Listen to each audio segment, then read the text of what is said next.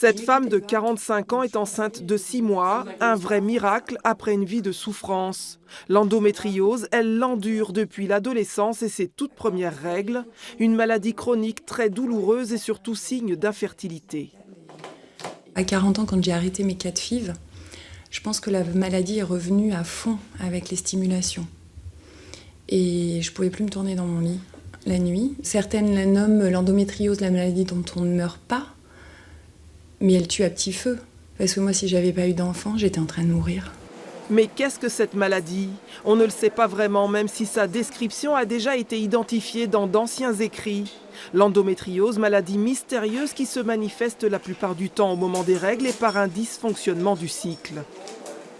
On a toutes ces lésions un petit peu bleutées qu'on voit ici qui correspondent à de l'endomètre. Donc l'endomètre, finalement, ça correspond aux règles qui, au lieu d'être extériorisées, vont dans l'abdomen et en fait vont se greffer un peu sur l'ensemble de l'abdomen. Et c'est l'origine de douleurs, comme vous le voyez ici, avec cet aspect un petit peu chocolat qui correspond à des cellules, des vieilles cellules de l'utérus avec un petit peu de sang.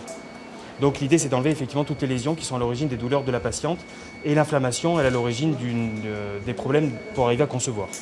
L'endométriose se traite par chirurgie mini-invasive et selon les cas, car pas tous éligibles.